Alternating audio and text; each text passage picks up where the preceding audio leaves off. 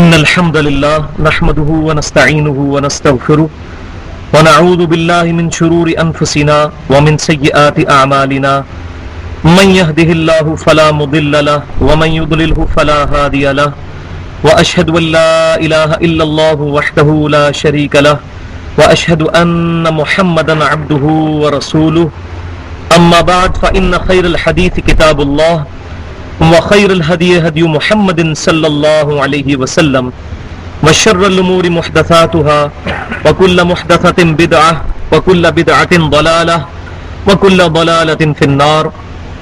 أعوذ بالله السميع العليم من الشيطان الرجيم من همزه ونفخه ونفثه. بسم الله الرحمن الرحيم. رب اشرح لي صدري ويسر لي أمري واحلل عقدة من لساني يفقهوا قولي. بسم الله الرحمن الرحيم. ان الله وملائكته يصلون على النبي يا ايها الذين آمنوا صلوا عليه وسلموا تسليما. اللهم صل على محمد وعلى ال محمد كما صليت على ابراهيم وعلى ال ابراهيم انك حميد مجيد. اللهم بارك على محمد وعلى ال محمد كما باركت على ابراهيم وعلى ال ابراهيم انك حميد مجيد.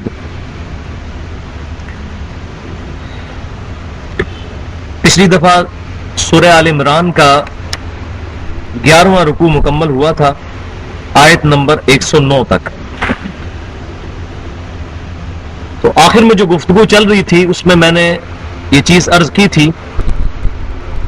کہ امتی ہونے کے اعتبار سے صحابہ کرام علیہم رضوان ہوں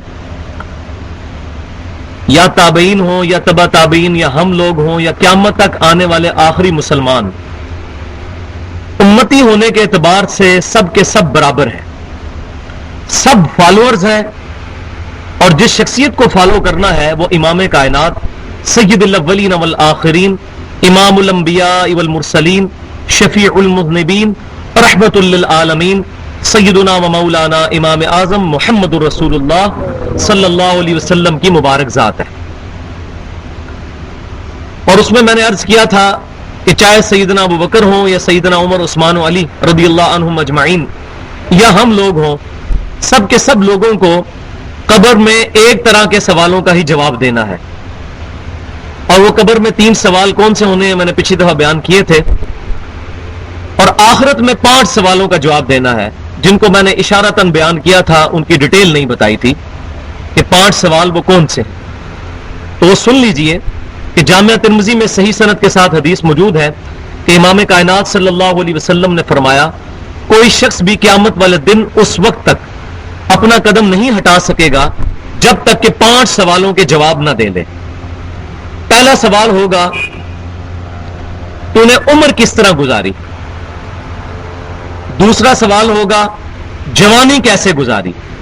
حالانکہ عمر کے اندر جوانی شامل ہے، لیکن جوانی کی جو ایج ہوتی ہے اس میں انسان کو حق بات کو ایکسپٹ کرنے کا مادہ اور اپنے آپ کو چینج کرنے کا مادہ زیادہ موجود ہوتا ہے. جب انسان کی ہڈیاں بوڑھی ہو جائیں اس وقت حق بات قبول کرنا بڑا مشکل ہوتا ہے.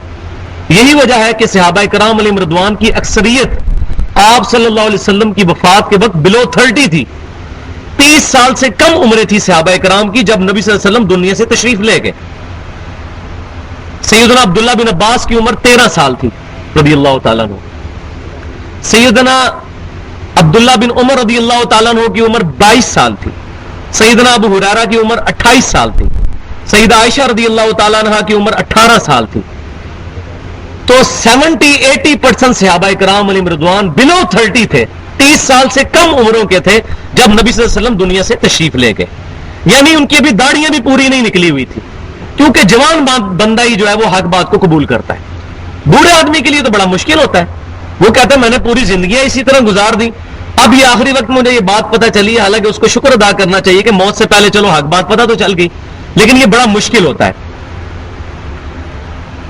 تو آخرت میں 5 سوال ہونے ہیں. پہلا سوال عمر کس کام میں گزاری، دوسرا جوانی کس کام میں گزاری، تیسرا مال کیسے کمایا تھا، حلال سے یا حرام سے، چوتھا اپنے مال کو خرچ کیسے کیا تھا، کس جگہ پر خرچ کیا تھا، اور 5واں سوال بڑا مشکل ہے، اپنے علم پر کہاں تک عمل کیا.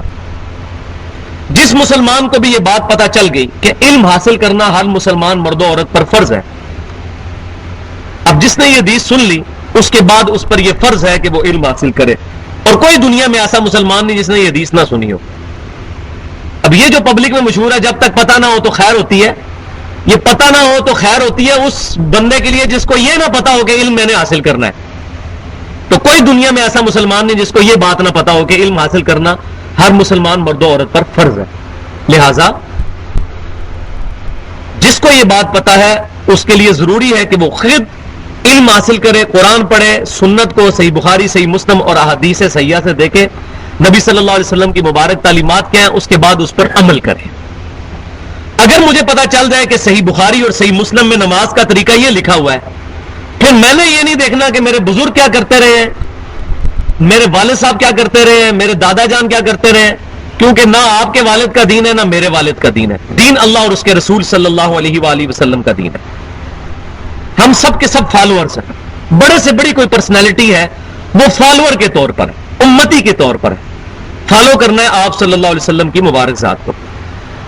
تو عمر کس کام میں صرف کی، پہلا سوال، دوسرا جوانی کیسے گزاری، تیسرا مال کیسے کمایا، چوتھا مال کہاں خرچ کیا، پانچواں اپنے علم پر کہاں تک عمل کیا۔ جب تک ان 5 سوالوں کے جواب کوئی نہیں دے گا اس وقت تک قیامت والے دن وہ اپنا قدم بھی نہیں ہٹا سکے گا۔ اللہ تبارک و تعالی ہمیں قیامت والے دن بلا حساب و کتاب ہی جنت میں داخلہ عطا فرمائے۔ بخاری اور مسلم کی متفق علیہ حدیث ہے کہ میری امت سے 70,000 لوگ بغیر حساب و کتاب کی جنت میں داخل ہوں گے، تو اللہ تعالی ہمیں بھی ان میں کر دے۔ آیت نمبر 110 سے شروع کرتے ہیں۔ بسم اللہ الرحمن الرحیم۔ کنتم خیر امت اخرجت للناس۔ اب وہ کانٹیکسٹ وہی چل رہا ہے کہ امت محمدیہ صلی اللہ علیہ وسلم کو ایڈریس کیا جا رہا ہے، پچھلا بھی پورا رکوع اسی پر تھا، اور امت محمدیہ صلی اللہ علیہ وسلم کو 3 نکاتی ایجنڈا دیا گیا تھا دعوت و تبلیغ کے اعتبار سے۔ اب اسی کو آگے لے کے چلا جا رہا ہے۔ اے امت محمدیہ صلی اللہ علیہ وسلم، کنتم خیر امت اخرجت للناس، تم سب سے بہترین امت ہو جو لوگوں کے لیے نکالے گئے ہو۔ تمہارا مقصد لوگوں کے لیے نکلنا ہے، اور وہ کیا نکلنا ہے؟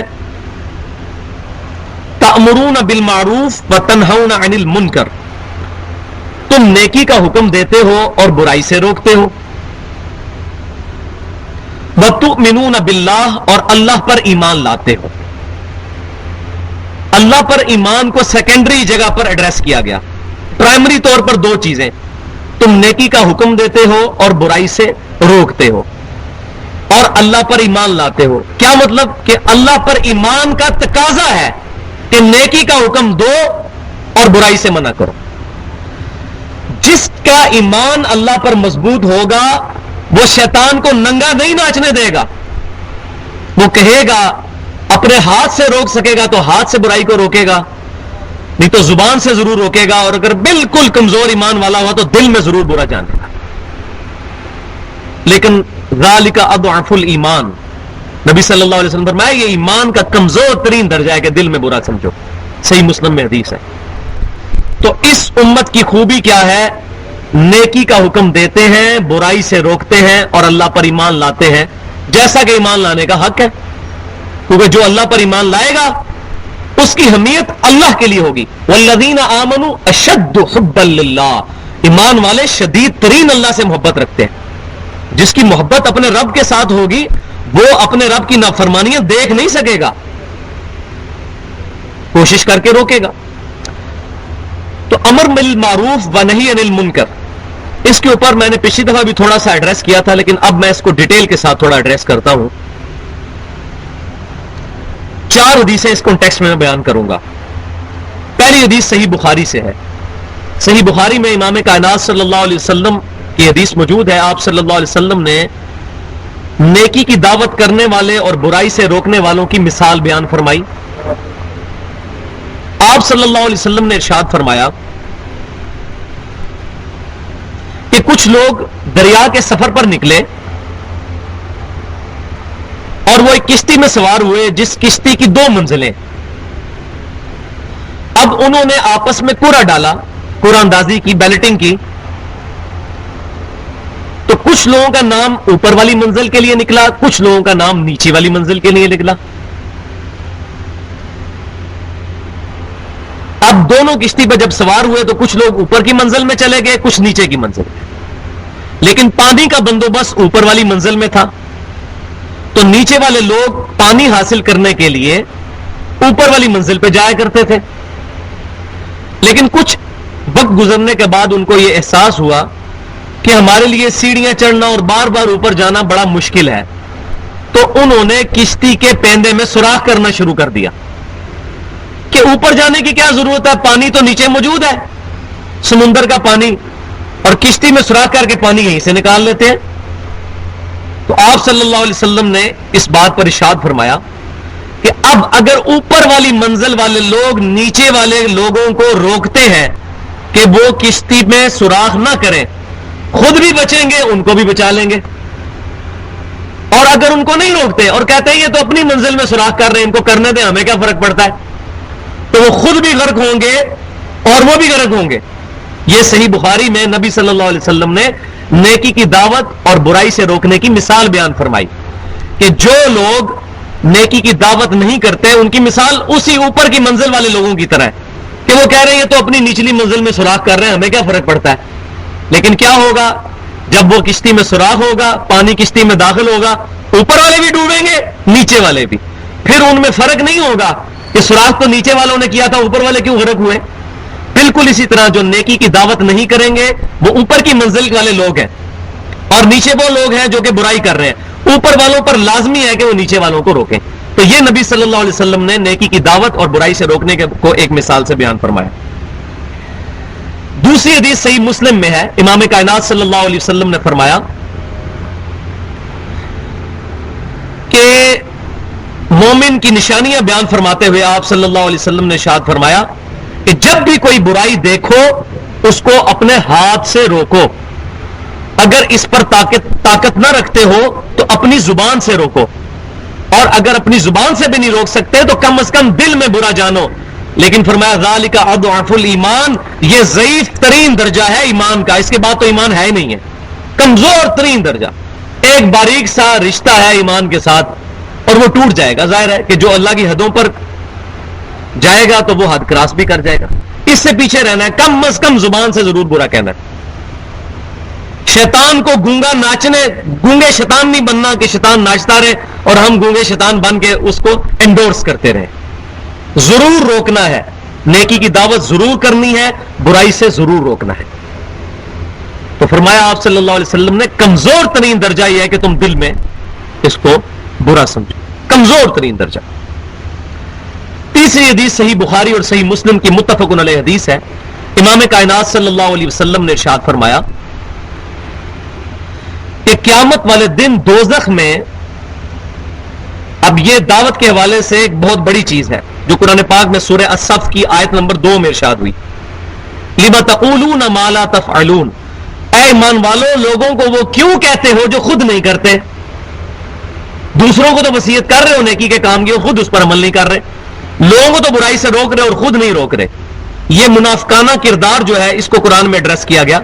تو نیکی کی دعوت کے حوالے سے یہ حدیث بخاری اور مسلم کی ذہن میں رکھیں، آپ صلی اللہ علیہ وسلم نے ارشاد فرمایا قیامت والے دن دوزخ کے اندر جو لوگ اوروں کو نیکی کی دعوت دیتے تھے اور برائی سے روکتے تھے لیکن خود نہیں رکتے تھے اور نہ خود نیکی پر عمل کرتے تھے، ان کی انتڑیاں آگ کی بنا دی جائیں گی اور وہ اپنی انتڑیوں کے گرد دوزخ کے اندر چکر لگائیں گے جس طرح کے گدھا چکر لگاتا ہے، یا ہمارے اس کلچر کے اندر کولو کا بیل جو ہے پانی نکالنے کے لیے چکر لگاتا ہے، عرب کے کلچر کے اندر گدھے کو وہ چکر لگوایا کرتے تھے پانی نکالنے کے لیے یا اس طریقے سے گندم کو الگ کرنے کے لیے سٹے سے۔ تو آپ صلی اللہ علیہ وسلم نے فرمایا کہ اس شخص کی مثال جو خود نیکی کی دعوت لوگوں کو دیتا ہے اور برائی سے روکتا ہے لیکن خود اس پر عمل نہیں کرتا، اس کی انتڑیاں آگ کی بنا دی جائیں گی، وہ اپنی انتڑیوں کے گرد چکر کاٹے گا، بولے اعوذ باللہ تعالی، اور سارے دوست کی اس کے گرد جمع ہو کر پوچھیں گے کہ بھائی صاحب آپ تو بہت بڑے مولانا صاحب تھے، بڑے شیخ الحدیث شیخ القرآن تھے، آپ تو جمعے کے خطبے میں بڑے اچھے واز کیا کرتے تھے، آپ دوزخ میں کیوں پہنچ گئے ہیں؟ تو وہ مولانا صاحب کہیں گے یا جو بھی وہ کہیں گے کہ افسوس ہم وہ کہا کرتے تھے جس پہ خود عمل نہیں کیا کرتے تھے، اس وجہ سے ہم دوزخ میں پہنچے۔ تو میرے استاد فرمایا کرتے تھے ڈاکٹر اسرار صاحب، اللہ تعالیٰ ان کی غلطیاں معاف کرے اور نیکیوں کا ان کو اجر عطا فرمائے، کہ دنیا میں بڑی بڑی جماعتوں کے لیڈر ہیں جن کو لوگ بڑی عزت دیتے ہیں اور قیامت والے دن ان کی مٹی پلید ہو رہی ہوگی، کیونکہ عزت تو دنیا کی نظر میں ہے، دنیا ہاتھ بھی چومتی ہوگی، دنیا پاؤں بھی چومتی ہوگی، دنیا ایک ان کے حکم کے اوپر اپنی دولت بھی لٹا دیتی ہوگی، اپنی عزت بھی لٹا دیتی ہوگی، لیکن آخرت میں اللہ کے حضور زیرو۔ وَلِعَوْذُ بِاللَّهِ تعالی۔ اور چوتھی حدیث اس کانٹیکسٹ میں جامعہ ترمذی میں حدیث ہے، امام کائنات صلی اللہ علیہ وسلم نے ارشاد فرمایا، اللہ کی قسم، اس اللہ کی قسم جس کے قبضہ قدرت میں میری جان ہے، کہ تم ضرور نیکی کی دعوت کرو اور ضرور برائی سے روکو، ورنہ اللہ کا عذاب تمہیں بھی آ گھیرے گا، اور تم لوگ دعا کرو گے اللہ تمہاری دعائیں قبول نہیں کرے گا، پھر اللہ تعالیٰ اس میں فرق نہیں کرے گا کہ کوئی نیک ہے یا بد ہے، جو برائی سے نہیں روکے گا وہ اس کا حصہ ہوگا۔ بولے اعوذ باللہ۔ تو نیکی کی دعوت فرض ہے، جنت میں جانے کے لیے کم از کم 4 شرطیں ہیں، بینچ مارک 4 شرطیں سورۃ العصر میں بیان ہوئی ہیں، والعصر ان الانسان لفی خسر۔ زمانہ اس بات پر گواہ ہے کہ انسانیت کیٹاگوریکل خسارے میں ہے۔ زمانہ کیوں گواہ ہے؟ زمانے نے وہ وقت دیکھا ہے کہ نوح علیہ السلام کے ساتھ صرف 78 لوگ ایمان والے بچے، باقی سب کے سب لوگ غرق ہو گئے، انسانیت نقصان میں ہے۔ زمانے نے وہ وقت دیکھا کہ لوط علیہ السلام کی 2 بیٹیاں آپ کے ساتھ صرف نجات پائیں، پوری لوط علیہ السلام کی قوم پتھروں کی بارش سے ہلاک کی گئی۔ زمانے کی قسم، زمانہ گواہ ہے کہ انسان گھاٹے میں۔ زمانے نے وہ وقت بھی دیکھا کہ موسیٰ علیہ السلام کے ساتھ چند لوگ نجات پا گئے اور پوری آل فرعون سمندر میں غرق کر دی گئی۔ زمانہ اس بات پر بھی گواہ ہے کہ قوم عاد اور قوم سمود کو ہلاک کیا گیا عذاب کے ذریعے۔ تو اوورآل تو انسانیت گھاٹے میں ہی چلتی آ رہی ہے۔ اِلَّا الَّذِينَ آمَنُوا، ہاں مگر چند لوگ جو ایمان لے آئیں، وَعَمِلُوا الصَّالِحَاتِ، نمبر 2، اور نیک اعمال کریں۔ یہ 2 ہیں، ابھی 2 اور باقی ہیں۔ وَتَوَاصَوْا بِالْحَقِّ، اور حق بات کی وصیت کریں۔ وَتَوَاصَوْا بِالصَّبْرِ، اور حق بات جب کریں گے تو مخالفت تو ہوگی، میٹھی میٹھی توحید تو سارے سن لیتے ہیں۔ جب آپ لوگوں کو ایسی توحید بیان کریں گے جس کے اندر شرک سے چھٹکارے کی طرف بھی ترغیب دلائی جائے گی تو لوگ تو مخالفت کریں گے۔ لوگ تو پارٹی بازی کے چکر میں، فرقہ واریت کے چکر میں، جماعتی چکر میں آ کے مخالفت کریں گے، حق بات سننے کی تو کسی کے اندر وہ کبھی جو ہے وہ ہمت ہوتی بہت کم لوگوں کے اندر۔ تو وَتَوَاصَوْا بِالْحَقِّ، حق بات کی وصیت۔ حق بات کیا ہے؟ یہ قرآن سورہ بنی اسرائیل میں آیا وَبِالْحَقِّ أَنزَلْنَاهُ وَبِالْحَقِّ نَزَلَ، اس قرآن کو ہم نے حق کے ساتھ نازل کیا، پرپزفل، مقصد کے ساتھ، اور یہ حق کے ساتھ نازل ہوا۔ اور سورۃ الحدید میں جا کے تو پھر اس کا کلائمیکس ہے، أَلَمْ يَأْنِ لِلَّذِينَ آمَنُوا أَن تَخْشَعَ قُلُوبُهُمْ لِذِكْرِ اللَّهِ وَمَا نَزَلَ مِنَ الْحَقِّ، کیا ایمان والوں پر ابھی وہ وقت نہیں آیا کہ ان کے دل اللہ کی یاد کی طرف جھک جائے اور اس حق کی طرف جو ہم نے ان کی طرف اتارا۔ یہ حق یہ ہے وَتَوَاصَوْا بِالْحَقِّ، دعوت الی القرآن، دعوت الی القرآن، دعوت الی القرآن۔ تو قرآن کی جب دعوت ہوگی تو ظاہر ہے کہ پھر تو کوئی نہیں ٹکے گا اس کے سامنے۔ پھر جب فرقہ واریت کی دعوت ہوگی وہ اس سے ٹکرا جائے گی۔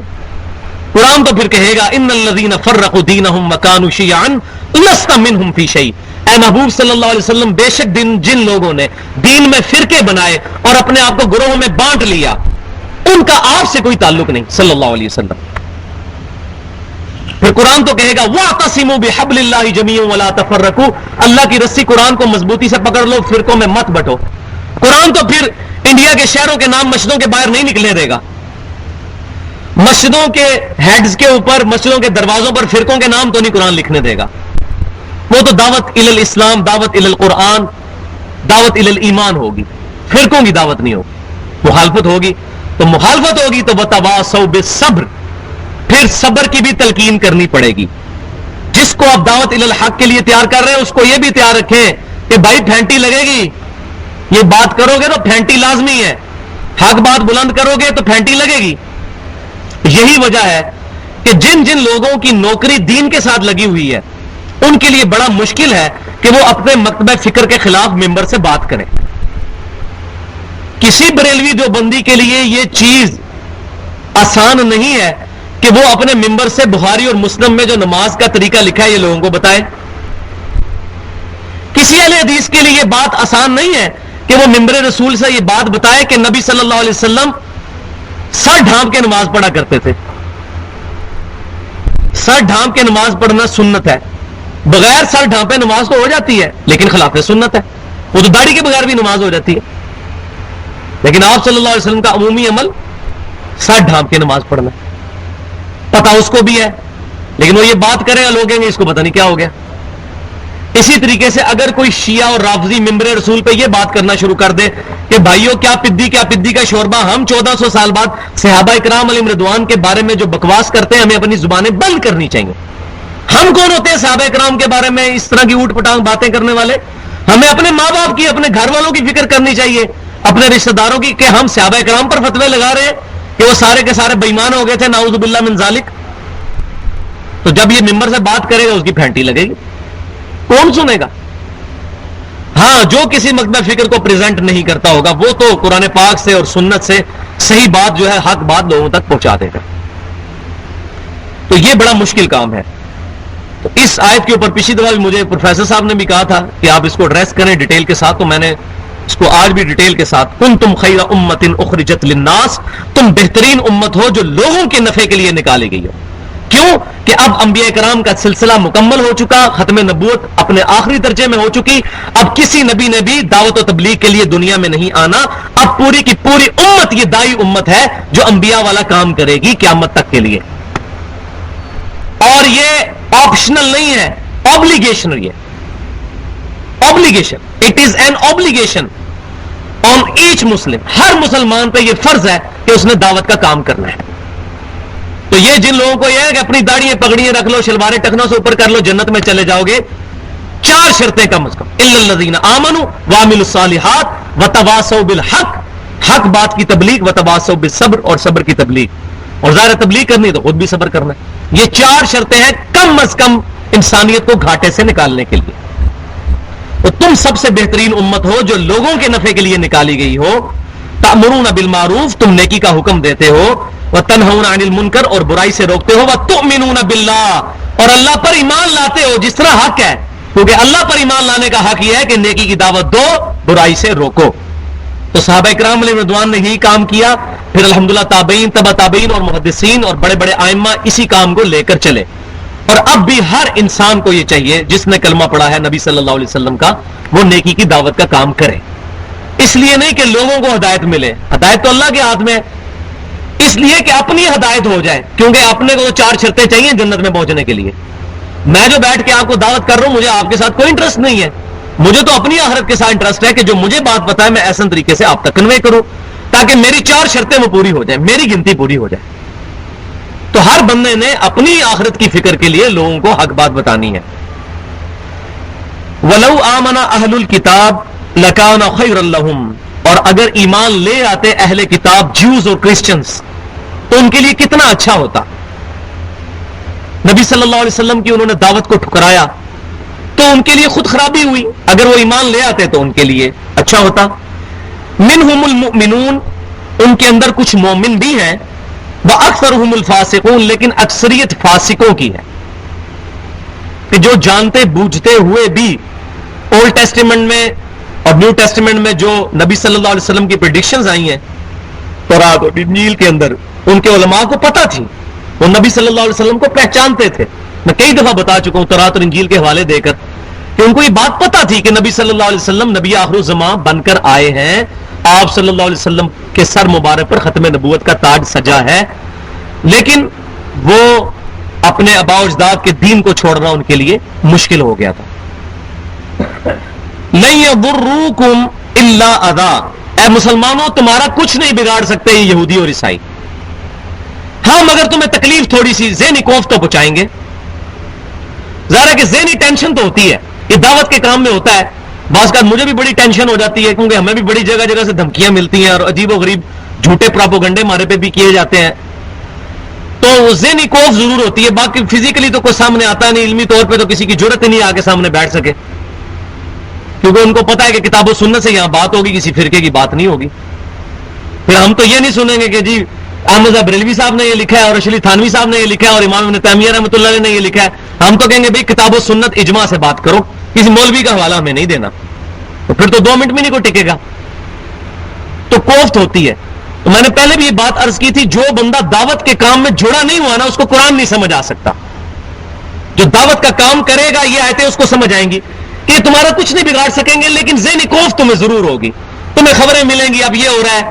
یہ تو تعویل عام کے اعتبار. تعویل خاص کے اعتبار سے نبی صلی اللہ علیہ وسلم کو جو ذہنی اذیت وہ دیتے تھے، آپ صلی اللہ علیہ وسلم کو خبریں ملتی تھی کہ اب یہ لوگ جمع ہو رہے ہیں نبی صلی اللہ علیہ وسلم کے خلاف جنگ کرنے کے لیے، تو آپ صلی اللہ علیہ وسلم کو بھی صحابہ کرام کو قتال کے لیے ابھارنا پڑتا تھا اور یہ سارے معاملات لے کے چلنے پڑتے سارے. تو آپ صلی اللہ علیہ وسلم کو بھی قرآن پاک میں حکم ہوا کہ مومنین کو قتال کے لیے ابھاریے، کیونکہ اسلام کی سب سے اونچی چوٹی جو ہے وہ قتال ہے. سب سے اونچی سمم بونم اسلام کا قتال ہے کہ کوئی شخص اپنی جان لے کر اللہ کے حضور حاضر ہو جائے کہ اے اللہ میں اپنی جان اب میدان جنگ میں تیرے لیے لے کے آ گیا، سب سے بڑی چیز جو میں پیش کر سکتا تھا تیرے لیے وہ میری جان ہے. اور نبی صلی اللہ علیہ وسلم کا فرمان ہے کہ جو شخص شہادت کی تمنا کے بغیر مرا وہ منافقت کی موت مرا. تو ہر مومن کے لیے ضروری ہے کہ وہ اللہ کے حضور اپنی جان دینے کے لیے ہر وقت تیار رہے. لیکن بھائی جان وہی دے گا جو فجر کی نماز تکبیر اولیٰ سے پڑھے گا. جو فجر کے وقت تکبیر اولیٰ سے مسجد میں آ کے نماز نہیں پڑھ سکتا وہ کیا قتال کرے گا اور کیا جہاد کرے گا؟ وہ تو اپنے نفس پر ہی حاوی نہیں ہو سکا. اور سب سے بڑا جہاد یہی ہے. دعوت الی القرآن، سورہ الفرقان آیت نمبر 52، فلا تطع الکافرین وجاہدہم بہ جہادا کبیرا. اے محبوب صلی اللہ علیہ وسلم کافروں کی پرواہ مت کرے اور اس کتاب کے ذریعے ان سے بڑا جہاد کرے. دعوت الی القرآن. اور جب قرآن کے بانڈ میں جکڑے جائیں گے آخرت کی محبت پیدا ہوگی، دنیا سے بے رغبتی ہوگی، پھر اپنی جان بھی دینے کے لیے تیار ہو جائیں گے. وَإِن يُقَاتِلُوكُمْ يُوَلُّوكُمُ الْأَدْبَارَ. اے مسلمانوں اگر یہ تمہارے ساتھ میدان جنگ میں اتر بھی آئے نا پیٹ پھیر کے بھاگ جائیں گے. اتنی جرت نہیں ہوگی کہ تمہارا ایک مقابلہ کر سکیں. یہ ہمارے بارے میں نہیں بات ہو رہی، یہ صحابہ کرام کامل الایمان صحابہ کے بارے میں. آج بھی اگر ہم لوگ صحابہ کرام علیہم رضوان کے نقش قدم پر چلیں تو ہمارے لیے بھی بات سچی ہے. لیکن یہ تعویل خاص کے اعتبار سے اسپیشلی صحابہ کرام کے بارے میں کہ اگر یہ صحابہ کرام کے مقابلے پر آ جائیں پیٹ پھیر کے بھاگیں گے، کیونکہ وہ اتنے مضبوط ایمان والے لوگ ہیں. ثم لا ينصرون، پھر ان کی مدد بھی نہیں کی جائے گی. ضربت علیہم الذلہ اینما ثقفوا، ان پر ذلت مسلط کر دی گئی ہے جہاں کہیں بھی یہ جائیں گے یہودی اور عیسائی. الا بحبل من اللہ وحبل من الناس. ہاں ان کے بچنے کی ایک صورت ہے کہ کوئی اللہ تعالیٰ کے ساتھ کوئی معاملہ عہد کا ہوا ہو، یا اللہ تبارک و تعالیٰ مسلمانوں کے ساتھ کوئی معاملہ ان کا کروا کے کوئی ایگریمنٹ کروا کے ان کو بچا لے، یا یہ لوگوں کی پناہ حاصل کر لیں. یہ 2 آپشنز ہیں جس کی وجہ سے یہ پرٹیکولر یہودیوں کے بارے میں ہے کہ وہ بچ سکیں، کہ ان کو دنیا میں لوگ سپورٹ کریں یا مسلمانوں کا ان کے ساتھ کوئی ایگریمنٹ ہو جائے، جیسے میثاق مدینہ ہوا تھا یہودیوں کے ساتھ نبی صلی اللہ علیہ وسلم کا. تیسری کوئی صورت نہیں ان کے بچنے کی. اچھا، اور اس میں بہت بڑی مثال کہ لوگوں کی سپورٹ کے ساتھ یہ عراق کی جنگ ہے جو 90s کے اوائل میں ہوئی، 91 کے اندر.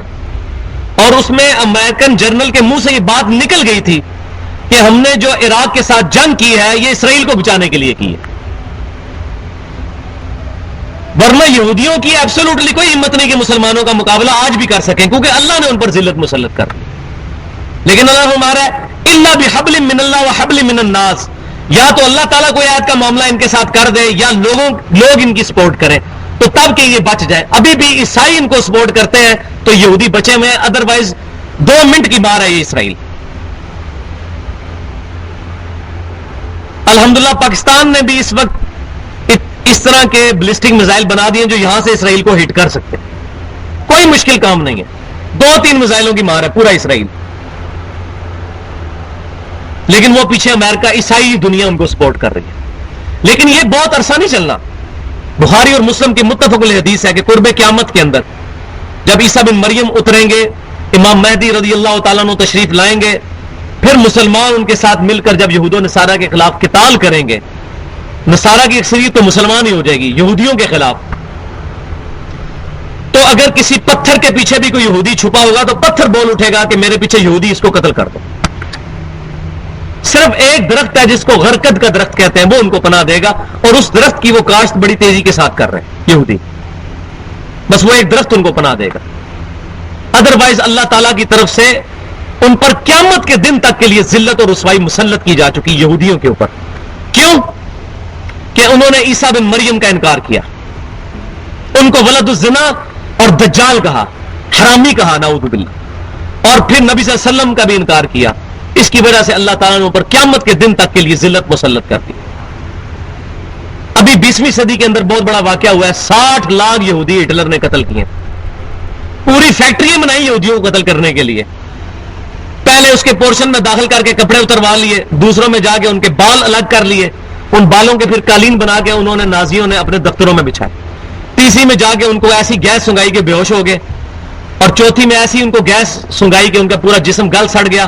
پھر دوسری طرف سے اس فیکٹریوں سے لیسدار کالا مادہ نکلتا تھا، ادھر سے انسان داخل ہوتے تھے، ادھر سے لیسدار مادہ وہ کھاد کے طور پہ استعمال کرتے تھے. کوئی چیز نہیں بچتی تھی. 60 لاکھ ہولوکاسٹ اس کو کہتے ہیں. آپ لکھیں یوٹیوب پہ ہولوکاسٹ تو آپ کو پتہ چل جائے گا. تو قیامت کے دن تک کے لیے اللہ نے مسلط کر دی ان پر ذلت. اینما ثقفوا، جہاں کہیں بھی پائے جائیں گے، الا بحبل من اللہ، ہاں اللہ تعالیٰ کا عہد ہو جائے، یعنی مسلمانوں کے ذریعے سے ان کو کوئی پناہ مل جائے، وحبل من الناس، یا لوگوں کی، وباء بغضب من اللہ، اور یہ مستحق ہے اللہ کے غضب کے، وضربت علیہم المسکنہ، اور ان پر محتاجی جو ہے وہ تھوپ دی گئی. محتاج ہے، امیر ضرور ہے، اس وقت دنیا کی اکانومی یہودیوں کے ہاتھ میں ہے، لیکن محتاج ہیں. یہ سکون نہیں ہے ان کے پاس، وہ پیسہ ان کی حفاظت نہیں کر سک رہا. چھوٹی سی فلسطین کی ریاست ہے اور وہاں الحمدللہ مجاہدین نے ان کے ناکو چنے چبائے ہوئے ہیں. ذالک بانہم کانوا یکفرون بآیات اللہ، یہ اس لیے کہ وہ اللہ کی آیتوں کا کفر کرتے تھے. ویقتلون الانبیاء بغیر حق، اور نبیوں کو بغیر کسی وجہ کے شہید کر دیا کرتے تھے. یہ یہودیوں کا طریقہ کار رہا ہے، اللہ کی آیات کا انکار کرنا اور نبیوں کو شہید کر دینا. ذالک بما عصوا وکانوا یعتدون، یہ اس لیے کہ وہ نافرمانی کرتے تھے اور سرکشی کیا کرتے تھے.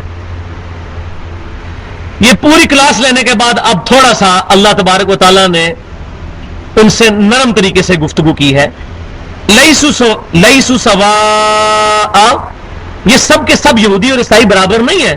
یہ نہیں ہے کہ سارے جو ہے خراب ہیں.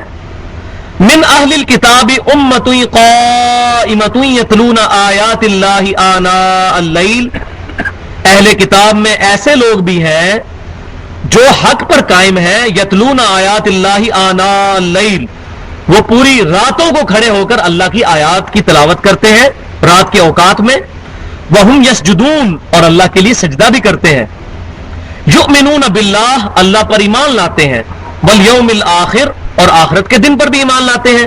ویأمرون بالمعروف، اور نیکی کا حکم کرتے ہیں. وینہون عن المنکر، اور برائی سے روکتے بھی ہیں.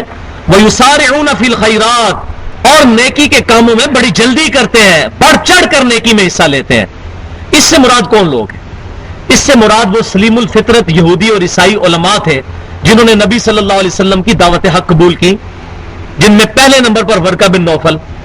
بخاری اور مسلم کی متفق الحدیث ہے، جب نبی صلی اللہ علیہ وسلم پر پہلی وحی نازل ہوئی تو اما خدیجہ رضی اللہ تعالیٰ عنہا نبی صلی اللہ علیہ وسلم کو اپنے چچا زاد بھائی کے پاس، ورقہ بن نوفل جو کہ عیسائی عالم تھے، ان کے پاس لے گئی. عیسائی عالم نے جب آپ صلی اللہ علیہ وسلم کی گفتگو سنی تو انہوں نے کہا کہ آپ کو اللہ تعالیٰ جو ہے نبوت سے سرفراز فرمائے گا، اور عنقریب یہ اہل مکہ آپ کو یہاں سے نکال دیں گے. تو نبی صلی اللہ علیہ وسلم نے کہا کہ یہ کیسے ہو سکتا ہے چچا، یہ مجھے نکال دیں، مجھ سے بڑی محبت کرتے ہیں. تو انہوں نے عرض کی کہ اے محمد صلی اللہ علیہ وسلم، جس کسی نے بھی دعوت حق بلند کی ہے آپ سے پہلے، ان کو ان کے علاقے کے لوگوں نے اسی طریقے سے نکالا ہے. اگر میں اس وقت تک زندہ رہا تو میں ضرور آپ کی نبوت کی تصدیق کروں گا اور میں آپ کا ساتھ دوں گا، لیکن وہ پہلے ہی فوت ہو گئے. تو نبی صلی اللہ علیہ وسلم کو اس وقت تک نبوت عطا فرمائی گئی تھی، لیکن رسالت کا حکم نہیں تھا کہ آپ پبلکلی دعوت کریں. دعوت کا حکم تو پھر بعد میں آیا. تو یہ بھی عیسائی عالم تھے جنہوں نے نبی صلی اللہ علیہ وسلم کو پہچان لیا. اسی طریقے سے سعد بن معاذ رضی اللہ تعالیٰ عنہ بہت بڑے یہودی قبیلے کے سردار بھی تھے، اوس کے سردار تھے. خزرج کے سیدنا سعد بن عبادہ رضی اللہ تعالیٰ عنہ، ان لوگوں نے، یہودی علماء بھی تھے، اپنے اپنے قبیلوں کے سردار بھی تھے. یہی لوگ انصار تھے جنہوں نے مدینے میں اسلام قبول کر لیا. عبداللہ بن سلام رضی اللہ تعالیٰ عنہ بہت بڑے یہودی عالم تھے، انہوں نے اسلام قبول کیا. ان کی وجہ سے کتنے لوگ مسلمان ہوئے. تو اللہ تعالیٰ نے ان کی مثال بیان فرمائی ہے کہ ایسا نہیں ہے، سلیم الفطرت لوگ بھی موجود ہیں جنہوں نے دعوت حق قبول کی ہے. وَأُولَٰئِكَ مِنَ الصَّالِحِينَ، اور یہ لوگ نیکوکاروں میں سے ہیں. وَمَا يَفْعَلُوا مِنْ خَيْرٍ فَلَن يُكْفَرُوهُ، اور جو یہ کریں گے نیک کام تو ہرگز ان کا نیکی والا کام ضائع نہیں کیا جائے گا. وَاللَّهُ عَلِيمٌ بِالْمُتَّقِينَ، اللہ تعالیٰ پرہیزگاروں کو خوب جانتا ہے. اللہ تعالیٰ کسی نیکوکار کی نیکی ضائع نہیں کرے گا. ان الذین کفروا، بے شک جن لوگوں نے جان بوجھ کر کفر اختیار کیا، لن تغنی عنہم اموالہم ولا اولادہم من اللہ شیئا، ہرگز نہیں بچا سکیں گے ان کے مال اور ان کی اولاد اللہ کے مقابلے پر ان کو. قبائلی زندگی میں کسی کے 8-10 بیٹے ہوں تو بدماشی کے ساتھ وہ اپنا کام چلا سکتا ہے، اللہ کے حضور کو بدماشی نہیں کر سکتا، اولاد نہیں بچا سکتی. دنیا میں کوئی شخص پیسہ دے کے کوئی بھی غلط کرپشن والا کام کروا سکتا ہے، لیکن قیامت والے دن پیسے دے کے اللہ سے تو نہیں چھوڑا جا سکتا. دنیا میں آپ رشوت دے کے تو جیل سے آزادی حاصل کر سکتے ہیں. تو اللہ فرما رہا ہے نہ اولاد کام آئے گی نہ مال. یہ دنیا کے رول ہے، آخرت میں ایسا نہیں ہے. وَأُولَٰئِكَ أَصْحَابُ النَّارِ، اور یہی ہے دوزخ والے، ہم فیہا خالدون، رہیں گے اس میں ہمیشہ ہمیشہ. مثل ينفقون فی هذه الحیات الدنیا، ان لوگوں کی مثال کہ جو دنیا کی زندگی میں خرچ کرتے ہیں، یہ والے لوگ جو اللہ اور اس کے رسول پر ایمان والے لانے والے لوگ نہیں ہیں، ان کی مثال، ساروں کی مثال نہیں. جن کا عقیدہ درست نہیں ہے، جن کے اعمال درست نہیں ہے، یہ دنیا میں اگر چند ٹکے خرچ کر بھی دیں اللہ کی راہ میں، کمثل ریح فیہا سر اصابت، ان کی مثال ایسے ہے جیسے ہوا ہو اس میں سخت ٹھنڈک ہو. حرث قوم ظلموا انفسہم، وہ اس قوم کے کھیت سے گزرے کہ جنہوں نے اپنی جانوں پر ظلم کیا، یعنی جو اللہ کے نافرمان ہے. فاہلکت ہو، تو وہ پھر اس کھیت کو فنا کر دے. اللہ تعالیٰ فرما رہا ہے کہ جن لوگوں کے عقیدے درست نہیں ہیں، وہ اگر اللہ کی راہ میں کوئی مال خرچ بھی کر دیں تو ان کے مال کی مثال ایسی ہے جیسے کسی شخص کی کوئی کھیتی ہو اور اس کے اوپر سے ٹھنڈی ہوا چلے اور اس کھیتی کو ہلاک کر دے. بالکل اسی طرح ان کے نیک اعمال ضائع کر دیے جائیں گے، کیونکہ ان کا عقیدہ درست نہیں ہے، اللہ تعالیٰ پر ایمان نہیں لاتے جیسا کہ ایمان لانے کا حق ہے، اللہ کے انبیاء کرام علیہ السلام پر ایمان نہیں لاتے جیسا کہ ایمان لانے کا حق ہے. وما ظلمہم اللہ، اللہ نے ان پر کوئی ظلم نہیں کیا، ولیکن انفسہم یظلمون، بلکہ یہ خود اپنی جانوں پر ظلم کرنے والے ہیں. اور یہ بات سمجھ لیں کہ جس شخص کا عقیدہ درست نہیں ہے، اس کے عقیدے میں خرابی ہے، وہ جتنا مرضی بڑا چیریٹی کا کام کرے اس کے اعمال زیرو سے ملٹیپلائی. مثال کے طور پر ہمارے پڑوسی ملک میں ایک بہت بڑی پرسنالٹی گزری ہے، مدر ٹریسا، جس کو نوبیل پرائز بھی ملا تھا ہیومینٹی کا. ہزاروں بچیوں کی انہوں نے پرورش کی، ان کی شادیاں کروائیں اور ان کا لنگر چلتا تھا. یہ عیسائی عورت تھی، کیتھولک، مدر ٹریسا. اب دنیا کے اندر اس کو اس کے اعمال کا بدلہ دیا گیا کہ نوبیل پرائز مل گیا، پوری دنیا کے اندر ان کی عزت ہوئی، لیکن کیا آخرت میں بھی ان کا کوئی حصہ ہے؟ جس شخص نے دنیا میں اللہ کو نہ پہچاننا جیسا کہ پہچاننے کا حق ہے، اللہ کے محبوب صلی اللہ علیہ وسلم کی دعوت کو قبول نہ کیا جیسا کہ حق ہے، اس نے اگر مال خرچ بھی کیا، چیریٹی کا کام بھی کیا، کوئی این جی او بھی بنا لی، تو کس کام کی؟ کسی کام کی نہیں. زیرو سے ملٹیپلائی. جیسے کسی کھیتی پہ کوئی سرد ہوا چلے اور اس کھیتی کو ہلاک کر دے. اور یہ مضمون کافی دفعہ آئے گا سورۃ الفرقان میں، تو اس کا ایپیکس آئے گا کہ قیامت والے دن ہم ان کے اعمال کی طرف متوجہ ہوں گے، ان کو بکھرا ہوا غبار کر دیں گے، کوئی نیکی نہیں ان کی قبول کی جائے. صحیح مسلم کتاب الایمان میں حدیث موجود ہے، امام کائنات صلی اللہ علیہ وسلم نے فرمایا جس یہودی اور عیسائی نے میرے بارے میں سن لیا کہ میں اللہ کا پیغمبر ہوں اور مجھ پر ایمان نہ لایا، دوزخ میں جائے گا. اب مدر ٹریسا چاہے جتنی مرضی وہ، اس کو نوبل پرائز بھی مل گیا، اگر وہ نبی صلی اللہ علیہ وسلم پر ایمان نہ لائی تو اس کے نیک اعمال کسی کھاتے میں نہیں. اور یہ صرف عیسائی یہودیوں کے لیے نہیں ہے، مسلمانوں کے لیے بھی ہے. جس کسی نے گانے کی کمائی سے حرام کا پیسہ کما کے کوئی این جی او کھول لی، جیسے ہمارے ملک کے اندر، مجھے نام لینے میں کوئی حرج نہیں ہے، نہ یہ غیبت ہے، جس کا گناہ اعلانیہ ہو اس کی برائی بیان کرنا کوئی غیبت نہیں ہے. ابرار الحق نے جتنی بے حیائی اس نوجوان نسل کے اندر پھیلائی ہے، کسی اور شخص نے نہیں پھیلائی. اب اس نے وہ سہارا ایک این جی او بھی بنا لی ہے، ویلفیئر ٹرسٹ بنا لیا ہے، اور وہ یہ سمجھتا ہے کہ میں اس حرام مال کے ذریعے اللہ کو دھوکہ دے لوں گا کہ قیامت والے دن مجھے اللہ تعالیٰ حقوق العباد پورے کرنے کی وجہ سے بخش دے گا. زیرو سے ملٹیپلائی. اسی طریقے سے جو فحشہ عورتیں ہیں وہ بھی جمعرات کے جمعرات 11ویں دلوا دیتی ہیں کہ چلو ہم اپنی طرف سے نیکی کا کام کر رہے ہیں، ہماری گناہوں کے اوپر کو پردہ پڑ جائے گا. زیرو سے ملٹیپلائی. کوئی نیک عمل قبول نہیں ہوگا جب تک رزق حلال نہیں ہوگا. رزق حلال از دا لٹمس ٹیسٹ آف ایمان. یہ سورۃ البقرہ میں بتا چکا ہوں مڈ کے اندر جا کے، رمضان کے رکوع کے اندر، رکوع نمبر 23 میں، کہ لٹمس ٹیسٹ کسی کے ایمان اور تقوی کا یہ ہے کہ اس کا رزق حلال ہو. رزق حرام ہے، کوئی فائدہ نہیں. عقیدہ بھی درست ہو گیا، رزق حرام ہے، کوئی فائدہ نہیں. نیت صحیح نہیں ہے، لوگوں میں مشہوری کی نیت ہے تو عمل اس کے لیے ہے. وہ بڑی مشہور حدیث ہے صحیح مسلم کے اندر، ایک سخی کو، ایک شہید کو اور ایک قاری کو قیامت والے دن بلایا جائے گا، اوندا منہ دوزخ میں ڈال دیا جائے گا. وہ بڑی ڈیٹیل کے ساتھ حدیث ہے. ان کے اعمال ریاکاری کے لیے ہوں گے. شہید اس لیے ہوگا تاکہ قوم کے اندر نام پیدا ہو گیا، ہمارے طرف سے اس نے ہمارے خاندان کی حمیت کے لیے لڑا اور شہید ہو گیا، دوزخ میں. خیرات اس لیے کی ہوگی کہ لوگوں میں نام ہو. اللہ تعالیٰ فرمائے گا وہ تجھے لوگوں نے عزت دے دی تھی، میرے ہاں کوئی عزت نہیں اب تیرے لیے، چل دوزخ میں. استغفر اللہ. اور قرآن اس لیے سیکھا تاکہ جو ہے وہ تو لوگوں کے اندر رعب جمائے اپنا، اور اپنے علم کا جو ہے وہ اظہار کرے لوگوں پر. میرے لیے نہیں تو نے کیا، وہ بھی اوندے منہ کر کے دوزخ میں ڈال دیا جائے گا. تو ریاکاری والا عمل قبول نہیں ہوگا. تو کوئی این جی او بنی ہے اور حلال سے نہیں ہے، عقیدہ درست نہیں ہے، کوئی فائدہ نہیں ہے. ہاں دنیا میں اس کو سرٹیفکیٹ ملے گا کیونکہ اللہ کا وعدہ ہے دنیا میں اجر دیا جائے گا، آخرت میں کوئی اجر نہیں ہے.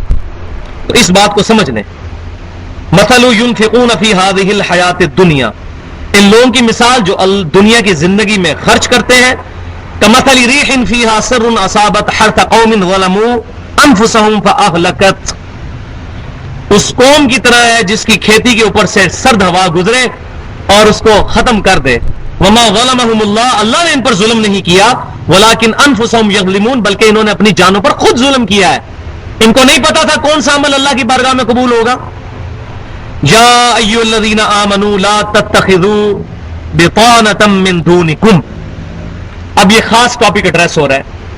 اے ایمان والو مت بناؤ اپنا خاص رازدار اپنے لوگوں کو چھوڑ کر.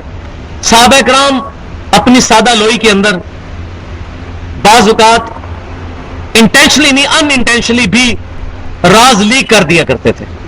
مقصد راز کو لیک کرنا نہیں ہوتا تھا، لیکن ظاہر مسلمانوں میں ہی منافق بھی گھسے ہوئے تھے. اب صحابہ کرام کو کیا پتا کہ یہ کلمہ کو جو مسلمان نظر آ رہا ہے یہ منافق ہے اندر سے. تو پھر مسلمانوں کو ایڈریس کیا گیا کہ بڑے چکنے رہو، خاص جس بندے کے بارے میں پتا ہو اس کے علاوہ کسی سے اپنی راز کی بات بھی مت کرو. لا یعلونکم خبالا، وہ کوئی کسر نہیں اٹھا رکھیں گے تمہاری خرابی میں، جب کبھی موقع ملے گا ڈسیں گے تمہیں. یہ آج کے حکمرانوں کے لیے بھی بہت بڑا ایک سمجھیں کہ ضرب المثل ہے ان کے لیے، اور یہ بہت بڑی مثال ہے ان کے لیے، بہت بڑی نصیحت ہے کہ یہ لوگ یہود و نصارہ کو اپنا دوست سمجھتے ہیں، ان کے آگے جا کے گھٹنے ٹیکتے ہیں. یہ لوگ کبھی بھی ہمارے ہمدرد نہیں ہو سکتے. کبھی بھی نہیں. وَدُّوا مَا عَنِتُّمْ، وہ پسند کرتے ہیں جو چیز تمہیں نقصان دے، اس کو پسند کرتے ہیں. قَدْ بَدَتِ الْبَغْضَاءُ مِنْ أَفْوَاهِهِمْ، اور ان کی منہ کی باتوں سے تو تمہیں اظہار ہو ہی جاتا ہے. ظاہر ہے کہ جس کے دل میں بغض ہوتا ہے اس سے کہیں نہ کہیں ٹنگ اس کی سلپ کر ہی جاتی ہے. مسلمانوں کے ذریعے یہ بہت زیادہ ڈیٹیل حدیث میں ملتی ہے، وہ جب آئیں گی وہ والی آیات تو میں ڈیٹیل سے بیان کروں گا. تو ایسی باتیں ان کے منہ سے نکل جایا کرتی تھی. نبی صلی اللہ علیہ وسلم کے بارے میں بھی گستاخانہ جملے. ظاہر ہے قتال تو ان کو موت نظر آتی تھی، تو پھر غصہ چڑھتا تھا نبی صلی اللہ علیہ وسلم کے اوپر کہ یہ شخص آیا، اس کی وجہ سے اب ہمیں اپنی جان دینی پڑے گی میدان جنگ میں جا کے. تو نعوذ باللہ من ذالک، کبھی کبھار وہ اپنی زبان سے بھی اس کا اظہار کر دیا کرتے تھے. دیکھیں جی صلح صفائی کے اندر ہی آشتی میں ہی وقت گزارنا چاہیے، جنگ کرنے کا کوئی فائدہ نہیں ہے، کیا فائدہ ہوگا، ادھر سے بھی بندے مر جائیں گے ادھر سے بھی مر جائیں گے. تو بھائیو جب تک قتال نہیں ہوگا شیطان تو ننگا ناچتا رہے گا. یہ اسلام کی جو ریولوشن آئی ہے یہ سب کی سب قتال کی وجہ سے ہوئی ہے. لیکن اس کی پہلی سٹیج دعوت الی القرآن، اور جب وہ مضبوط لوگ تیار ہوئے پھر ان کو کفار کے خلاف ٹکرایا نبی صلی اللہ علیہ وسلم. یہ نہیں ہے کہ نماز پڑھنے کا طریقہ آتا نہیں اور پکڑ کے جہاد میں لے گئے، ایسا نہیں. پوری کی پوری ان کی برین واشنگ ہو، ان کا عقیدہ صحیح ہو، نظریات ٹھیک ہو، اور ان کو پتا چلے کہ ہم نے کس کے لیے جان دینی ہے. تب یہ نبی صلی اللہ علیہ وسلم نے ان کی تربیت کی تھی. تو اللہ تعالیٰ فرماتا ہے ان کے منہ سے تو ایسی باتیں تم اکثر سنتے ہی رہتے ہو کہ ان کے منہ سے ایسے گستاخانہ جملے لکھتے ہیں، نکلتے رہتے ہیں. وما تخفی صدورہم اکبر، اور جو دلوں میں یہ چھپائے ہوئے ہیں نا تمہارا بغض مسلمانوں کا، وہ بہت بڑا ہے. ظاہر ہے کہ جب زبان سے بندہ گفتگو کرتا ہے تو بڑی کنٹرول لینگویج استعمال کرتا ہے. آپ اپنے سیاستدانوں کو بھی دیکھ لیں، ویسے ان کو نجی گفتگو میں دیکھا تو بڑی ننگی گالیاں نکالتے ہیں ایک دوسرے کو، اور کبھی کبھار یوٹیوب پہ ان کی وہ ویڈیوز نکل بھی جاتی ہیں. لیکن جب ٹی وی پہ آتے ہیں تو بڑے ایٹیکیٹس کے ساتھ، احترام کے ساتھ بات کرتے ہیں، کیونکہ پتا ہے کہ پبلک دیکھ رہی ہے. لیکن دل کے اندر بہت زیادہ بغض ہوتا ہے. دنیا میں بھی اسی طرح ہی ہوتا ہے. تو یہ بیسک ہیومن انسٹنکٹ تو وہی ہے انسان کی، وہ تو چینج نہیں ہوتی. تو اللہ تعالیٰ فرما رہا ہے یہ زبانوں سے تو اظہار کرتے ہیں، دلوں میں زیادہ بغض رکھتے ہیں تمہارا. قد بینا لکم الآیات ان کنتم تعقلون، اللہ تعالیٰ نے صاف کھول کھول کے بیان کر دی ہیں اپنی آیات تاکہ تم اس کو سمجھ سکو، عقل استعمال کرو اپنی. ہا انتم اولائی تحبونہم ولا یحبونکم، کیا تم دل سے، تمہاری دل کی پاکیزگی کی وجہ سے تم ان سے محبت کرتے ہو، ولا یحبونکم، اور یہ تم سے محبت نہیں کرتے. مسلمان تو اپنی سادہ لوئی میں ان سے محبت کے جذبے کے تحت ان سے بات کر لیا کرتے تھے اپنی دل کی. لیکن مسلمانوں کو کیا پتا کہ ان کے دل کے اندر، منافقین کے اندر کیا چھپا ہوا ہے. اور دل کے اندر پوری انہوں نے ایک پلاننگ مسلمانوں کے خلاف تیار کی ہوئی ہے، اور پہچاننا بھی مشکل ہے کیونکہ لبادے بھی مسلمانوں والے ہیں. یہ آج بھی آپ محسوس کر سکتے ہیں. اس کی پرفیکٹ ایگزامپل مولوی ہیں. میں ساروں کی نہیں بات کر رہا لیکن اکثریت کی. اوپر سے ایک دوسرے کی بڑی تعریف کریں گے، ایک مرتبہ فکر کے لوگ، لیکن پیچھے سے ایک دوسرے کی چمڑی اتار کے رکھ دیں گے اور جھوٹے پراپوگنڈے کریں گے صرف اپنے آپ کو چمکانے کے لیے، کیونکہ ان کی روٹی دین کے ساتھ لگی ہوئی ہے. جب روٹی دین کے ساتھ لگی ہوئی ہوگی پھر بندہ ظاہر حق بات کیسے کرے گا؟ پھر تو کوشش کرے گا کہ میرے مقابلے میں جو کوئی بندہ اٹھ رہا ہے اس کو میں بدنام کروں، اس پہ جھوٹا پراپوگنڈا کروں. اور اس ساری فیز سے مجھے بھی گزرنا پڑتا ہے، جو بھی دعوت کے میدان میں اس کو گزرنا پڑتا ہے. تو اللہ تبارک و تعالیٰ نے بیسک ہیومن انسٹنکٹ تو انسان کی جو بنائی ہے اس کا تقاضا ہے اس جبلت کا کہ انسان کے اندر وہی خرابیاں پیدا ہوں گی. کامیاب لوگ وہ ہیں کہ جو اپنے جو ہے وہ عقل کو اور سمع اور بصر کو استعمال کر کے اپنا تزکیہ کر لیں گے. تو مسلمانوں تم تو ان سے محبت کرتے ہو لیکن یہ تم سے کوئی محبت نہیں کرتے. وَتُؤْمِنُونَ بِالْكِتَابِ كُلِّهِ، اور تم تو ساری کتابوں کو مانتے ہو. اور یہاں بریکٹ میں آگے محذوف ہے بٹوین دا ورڈز، جس کو انگلش میں کہتے ہیں کہ یہ تو اپنے علاوہ کسی کی کتاب نہیں مانتے. تم کہتے ہو ہم ساری کتابیں مانتے ہیں. كُلٌّ آمَنَ بِاللَّهِ وَمَلَائِكَتِهِ وَكُتُبِهِ وَرُسُلِهِ لَا نُفَرِّقُ بَيْنَ أَحَدٍ مِّن رُسُلِهِ، تم تو رسولوں میں ایمان لانے میں فرق بھی نہیں کرتے. مرتبے کا فرق تو ہے. تِلْكَ الرُّسُلُ فَضَّلْنَا بَعْضَهُمْ عَلَىٰ بَعْضٍ، ایمان لانے میں کوئی فرق نہیں ہے. عیسیٰ بن مریم علیہ السلام پر بھی ایمان لانا اسی طرح ضروری ہے جس طرح نبی صلی اللہ علیہ وسلم پر. ایمان لانے میں فرق نہیں کرتے. کتابوں ساری کو مانتے ہو, اولڈ ٹیسٹیمنٹ کو مانتے ہو, نیو ٹیسٹیمنٹ کو, تورات, زبور, انجیل, ساری کتابوں کو مانتے ہو, لیکن یہ تمہاری کتاب کو نہیں مانتے. وَإِذَا لَقُوكُمْ قَالُوا آمَنَّا, اور جب تمہیں ملتے ہیں تو کہتے ہیں ہم بھی ایمان لاتے ہیں جی آپ کے اوپر. یہ میں ڈیٹیل سے سورۃ البقرہ کے شروع میں ایڈریس کر چکا ہوں ان کا منافقانہ کردار, کہ جب مومنین کے ساتھ ملتے ہیں تو کہتے ہیں جی ہم آپ پر ایمان لاتے ہیں, ہم بھی اسی دین کے اوپر ہیں, اور جب اپنے شیطانوں کے ساتھ الگ ہوتے ہیں پھر ہم کہتے ہیں جی مسلمانوں کے ساتھ ہم ٹھٹا کر رہے تھے. وَإِذَا خَلَوْا, اور جب یہ تنہا ہوتے ہیں اکیلے میں, عَضُّوا عَلَيْكُمُ الْأَنَامِلَ مِنَ الْغَيْظِ, تو غصے سے اپنی انگلیاں چباتے ہیں کہ ان کی وجہ سے ہمیں جو ہے وہ اس طرح ڈومیننسی کی زندگی نصیب نہیں ہو رہی. عبداللہ بن ابی کا تاج تیار ہو چکا تھا مدینے کا, اس کو یونانیمسلی ایگری کر لیا گیا تھا مدینے کے حکمران کے طور پر, لیکن نبی صلی اللہ علیہ وسلم آئے تو اس کی ساری گیم ہی الٹ گئی. تو اپنی انگلیاں چباتا تھا الگ میں کہ اس شخص کی وجہ سے سارا بیڑا غرق ہوا, میری تو سرداری بالکل ایج پہ پہنچی ہوئی جو ہے وہ ختم ہو گئی. تو مسلمانوں سے جب الگ ہوتے تھے پھر انگلیاں چباتے تھے, ان پہ غصہ کھاتے تھے کہ یہ لوگ کل آئے ہیں اور دیکھیں ان کی دعوت کیسے پھیلتی جا رہی ہے, اور ہمارے باوجداد کا دین غرق ہوتا جا رہا ہے.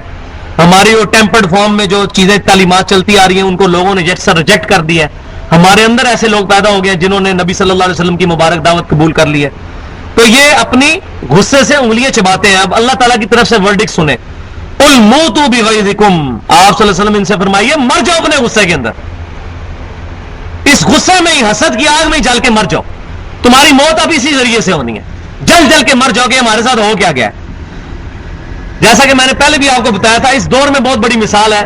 حضروں کے اندر ایک دیوبند کے بہت بڑے عالم ہیں جنہوں نے کتاب لکھی ہے مناقب ابی حنیفہ, اس کے مقدمے میں لکھا ہے انہوں نے, اور بڑی زبردست بات ان کے منہ سے اللہ نے نکلوا دی ہے. انہوں نے کہا کہ اے علماء دیوبند, تم نے یہ ظلم کیا امت پر کہ تم نے بخاری اور مسلم کے ترجمے کیے ہیں. اب لوگ بخاری مسلم کا ترجمہ پڑھ پڑھ کے اپنے نماز اس طریقے پہ کر رہے ہیں اور تمہارا مسلک چھوڑ رہے ہیں. تو تمہیں کس پاگل کتے نے کاٹا تھا ان کتابوں کے ترجمے کرو؟ تم نے ترجمے کر کے خود پبلک کے لیے معاملہ کھول دیا. اب دیکھیں کتنی جرت ہے. بولے اعوذ باللہ تعالی. تو ہم بھی ان کو یہ کہتے ہیں اپنے غصے میں مر جاؤ. تم نے ترجمے کیے بخاری مسلم کے, آج پبلک کو پتا چل گیا بریلویوں کا ترجمہ, دیوبندی کا, اہل حدیث کا, جو بندہ اپنا بھی ترجمہ پڑھتا ہے اس کو پتا چلتا ہے نماز کا طریقہ بخاری مسلم میں کیا لکھا ہوا ہے. اب یہ اپنی انگلیاں بھی چباتے ہیں کہ کیا کریں, انکار بھی نہیں کر سکتے ان کتابوں کا, یہ بھی نہیں کہہ سکتے کتابیں فراڈ ہیں, ورنہ لوگ منکرین حدیث کہنا شروع کر دیں گے, پرویزی کہنا شروع کر دیں گے. نہ تھوک سکتے ہیں نہ نکل سکتے ہیں. تو ان کو بھی ہم کہتے ہیں کہ مر جاؤ تم اپنے غصے کے اندر. یہ جو تم سے کام اللہ نے کروانا تھا, اللہ تعالیٰ فاسق سے بھی دین کا کام لے لیتا ہے. تو یہ آج کے معاملے میں بھی اسی طرح ہے. یہ آپ بات سمجھ لیں, یہ آیات صرف ان لوگوں کے لیے نہیں تھی. بخاری اور مسلم کی متفقن علیہ حدیث ہے. امام کائنات صلی اللہ علیہ وسلم نے فرمایا کہ تم لوگ بھی پچھلے لوگوں, پہلے جو اگلے لوگ گزر چکے, ان کے نقش قدم پر چلو گے, قدم بقدم, بالشت بر بالشت, حتیٰ کہ ان میں سے کوئی شخص گوہ کے سوراخ میں داخل ہوا تم بھی پیچھے داخل ہوگے. صحابہ کرام علیہ رضوان نے پوچھا یہ اگلے لوگوں سے مراد کیا یہودی اور عیسائی ہیں؟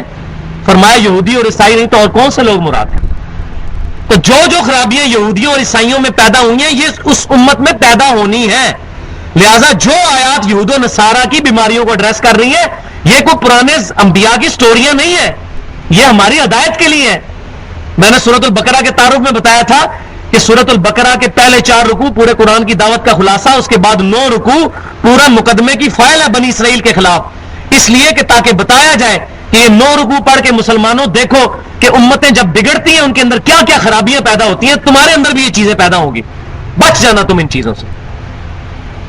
تو اللہ تبارک و تعالیٰ فرما رہا ہے مر جاؤ اپنے غصے کے اندر. ان اللہ علیم بذات الصدور, اور جو تمہارے دلوں کے اندر ہے مسلمان نہ جانتے ہو لیکن اللہ تعالیٰ کو خوب علم ہے جو تم اپنے سینوں میں چھپائے ہوئے ہو. ان تمسسکم حسنۃ, اگر تمہیں کوئی بھلائی پہنچے, تسؤہم, ان کو بری لگتی ہے, وَإِن تُصِبْكُمْ سَيِّئَةٌ, اور اگر تمہیں کوئی برائی پہنچے یعنی کوئی تکلیف اللہ کی طرف سے آ جائے, یفرحوا بہا, تو یہ بڑے خوش ہوتے ہیں, کہتے ہیں جی بڑا اچھا ہو گیا جی, دیکھیں جی یہ ہو گیا جی وہ ہو گیا. وَإِن تَصْبِرُوا، اور اگر تم صبر کرو. اب مسلمانوں کو یہ کہا جا رہا ہے یہ نہ ہو کہ آپ اب ان کی ان حرکتوں کی وجہ سے آپ اس چکر میں پڑ دیں، جس طرح ہمیں بھی پیغام بجاتے رہتے ہیں جی بلا لو علی کو مناظرہ کر لیتے ہیں، یہ کر لیتے ہیں وہ کر لیتے ہیں. اللہ کے فضل سے کسی عالم میں اس وقت جرت نہیں کسی بھی مکتبہ فکر کے، یہ میں کوئی تکبر سے بات نہیں کر رہا، میں نے ساروں کو چیک کر لیا ہے کہ 2 منٹ بھی سامنے نکال جائیں. اس کی وجہ یہ ہے کہ ہم بات کریں گے کتاب و سنت اور اجماع سے، کسی فرقے کو نہیں بچائیں گے. لیکن ہمیں پتہ ہے کہ یہ مقصد لڑائی کرنا ہے اور کوشش کرتے ہیں کہ کسی طریقے کے ذریعے لڑائی ہو جائے.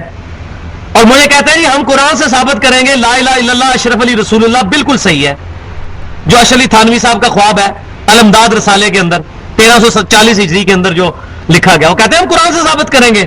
علی کو وہ مناظرہ کر لے. علی کیسے مناظرہ کریں؟ یہ تو ہم کہتے ہیں جاؤ کسی موچی کے ساتھ مناظرہ کر لو، اس کو منوا کے بتاؤ کہ لا الہ الا اللہ اشرف علی رسول اللہ یا لا الہ الا اللہ چشتی رسول اللہ. مناظرہ نہیں ہوگا، لڑائی ہوگی. تو کہیں گے آپ کس مدرسے سے پڑھے ہوئے ہیں، آپ کی تعلیم کتنی ہے، آپ کا استاد کون ہے، آپ فرقہ بتائیں اپنا کون سا ہے، تاکہ ہم آپ پہلے نام لیں، ہم اس فرقے کے علماء کی غلطیاں لا کے آپ کے سامنے رکھیں. فرقے جی ہوں پتہ لگا ساڈے نے کیتا ہے تواڈے نے بھی کیتا ہے. تو الحمدللہ ساڈا گروہ ہے جو نبی صلی اللہ علیہ وسلم دا زمانے تو چلے آئے. بخاری مسلم دی حدیث ہے کہ میرے زمانے سے گروہ قیامت تک حق پر قائم رہے گا، کوئی نقصان پہنچانے والا ان کو نقصان نہیں پہنچا سکے گا، وہ غالب رہیں گے یہاں تک کہ قیامت قائم ہو جائے الحمدللہ. اور وہ مسلمانوں کا گروہ ہے جو اپنے آپ کو مسلمان کہلانے پر فخر محسوس کرتے ہیں، فرقہ واریت سے بچ کر کتاب و سنت اور اجماع کو حجت مانتے ہیں. اگر محدثین نے کبھی اہل سنت یا اصحاب الحدیث کی اصطلاح استعمال کی تو ایز اے فرقے کے طور پر نہیں، ایز اے فکر کے طور پر. ایز اے فرقہ کبھی مسلمانوں نے اپنا نام نہ اہل سنت رکھا، نہ اصحاب الحدیث رکھا، نہ کوئی اور. ایز اے فکر کہ اہل بدعت کے مقابلے پر اہل سنت. ادروائز مسلمان وَسَمَّاكُمُ الْمُسْلِمِينَ مِنْ قَبْلُ وَفِي هَذَا، ابراہیم علیہ السلام نے تمہارا نام مسلمان یا مسلم رکھا تھا، اور اس قرآن میں اللہ نے بھی تمہارا نام مسلمان رکھا. اسی پر فخر محسوس کرو. وَلَا تَمُوتُنَّ إِلَّا وَأَنْتُمْ مُسْلِمُونَ، دیکھنا تمہیں موت نہ آئے مگر تم مسلمان ہی مرنا. پھر قیامت والے دن یہ نہ ہو جائے کہ ربما يَوَدُّ الَّذِينَ كَفَرُوا لَوْ كَانُوا مُسْلِمِينَ، کہ قیامت والے دن کافر تمنا کریں گے کاش ہم دنیا میں مسلمان ہوتے. مسلمان کہلانے پر فخر محسوس کرنا. اور نبی صلی اللہ علیہ وسلم کو فرمایا گیا فانا اول المسلمین، سب سے پہلے آپ کہتے ہیں کہ میں فرما بردار ہوں، میں مسلمان ہوں. تو اللہ تعالیٰ فرما رہا ہے وَإِن تَصْبِرُوا، اگر تم صبر کرو، صبر کر لو، مناظرہ بازی ان چکروں میں مت پڑو، چپ کر کے اپنی دعوت کا کام کرو. وَتَتَّقُوا، اور تقوی اختیار کرو، اللہ کا خوف ہو، اللہ کے خوف کی وجہ سے گناہوں سے بچنا اور نیکیوں پر چلنا، یہ تقوی ہے. لا حول ولا قوة الا باللہ. لا یضرکم کیدہم شیئا، ان کا کوئی فریب بھی تمہیں کوئی نقصان نہیں پہنچا سکے گا. ان اللہ بما یعملون محیط، بے شک اللہ تعالی ان کے اعمال کا احاطہ کیے ہوئے ہے. تو یہ آیت نمبر 120 تک یہ ہمارا نصف ثانی کا سورہ آل عمران کے 2 حصے میں نے بتائے تھے ہیں. نصف ثانی جو دوسرا حصہ تھا اس کا پہلا حصہ ختم ہوا. اب اس کے بعد مسلسل 60 آیات 6 رکوع لائیو کمنٹری ہے غزوہ احد کی، یعنی غزوہ احد کی لائیو کمنٹری جو ہے 6 رکوعوں پر اب یہاں سے شروع ہوگی 60 آیات پہ، کہ غزوہ احد کیسے ہوا، اس میں مسلمانوں سے کیا غلطیاں ہوئیں، پھر اللہ تعالیٰ نے ان غلطیوں پر کیسے گرفت فرمائی، پھر نبی صلی اللہ علیہ وسلم کی شہادت کی خبر مشہور ہو گئی، اس کے بارے میں آیت نازل ہوئی. پھر مسلمانوں کو بتایا گیا کہ اپنا ڈسپلن مضبوط کرو، کیونکہ اب بہت بڑی بڑی جنگیں آگے آنی ہیں، بڑے بڑے قتال آنے ہیں، سلطنت روما سے ٹکرانا ہے، اسی طریقے سے ایران سے ٹکرانا ہے. تو اگر اپنا ڈسپلن ابھی مضبوط نہیں کرو گے تو اتنی بڑی بڑی فتوحات جو مسلمانوں کا مقدر ہونے والی ہیں وہ کیسے ہوں گی. تو اگلی 60 آیات مسلسل 6 رکوع یہ غزوہ احد کی لائیو کمنٹری ہے، غزوہ احد کیسے ہوا تھا. تو وہ انشاءاللہ تعالیٰ بہت انٹرسٹنگ پورشن ہے یہ غزوہ احد کے حوالے سے، وہ انشاءاللہ اگلی دفعہ سے ہم شروع کریں گے. سبحانک اللہم و بحمدک اشہد ان لا الہ الا انت استغفرک و اتوب الیک وما علینا الا البلاغ المبین.